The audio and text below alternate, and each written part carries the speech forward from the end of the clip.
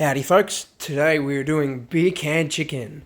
So basically beer can chicken is a way of sitting the chook upright on a beer can to get a little bit of flavour and moisture in there whilst cooking in an upright position, that way it cooks evenly. So today I'm using a homemade rub, my sweet and spicy pork and poultry rub, which I made from scratch, and it should go pretty well on this chook. So first we've got to pat it down with a paper towel to remove excess moisture from this chicken. That way the rub sticks.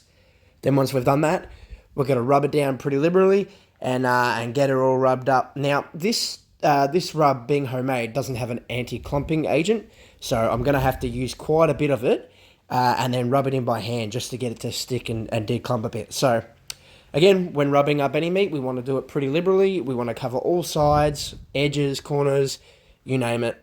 And we want to get this chook rubbed up real good, looking really well. Alright, this thing's looking pretty well rubbed up. Now time to get the beer can. So today I'm using Bolter XPA, which the beer can is supposed to help add moisture, which it will. Whether it adds flavour or not, we'll see. But if it does, it should add some nice fruity texture to go well with this rub. So basically, we just got to shove the can up in there, sit the chook on it nicely.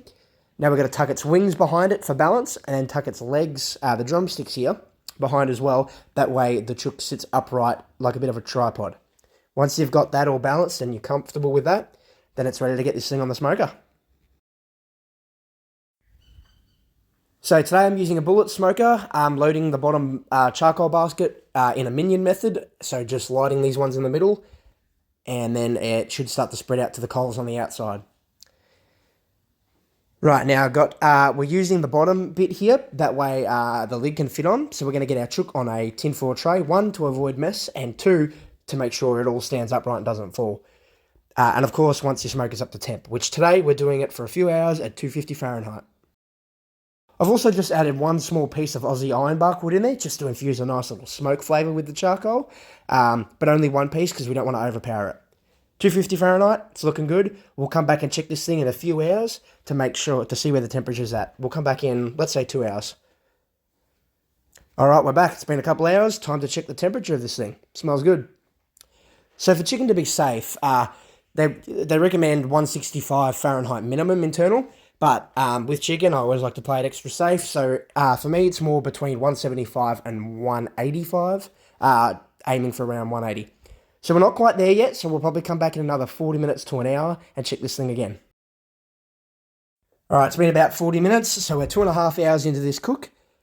And looking at it now, this thing is probing at around 178 to 180 Fahrenheit, so we're ready to pull. Alright, here's our chook. Now let's get this beer can out of its, out of its you-know-where. So we're just going to slowly pull this thing out and allow any juices to fall into the tray rather than all over our cutting board. Alright, smells incredible. Let's slice. Look at that. Now, I would have preferred the skin to be a little more crispier, and that is just directly a result of cooking it slower at a lower temperature rather than hotter on a faster temperature. You'll get the same moist results because of the beer can. I mean, look at that. So juicy, so moist looking. And the beer can has done its job there by evaporating and moistening this chicken. So I did want a little crispier skin, so maybe next time we'll do it a little hotter. But again, great results, tender, tastes absolutely incredible. Cheers, guys. Thanks for watching.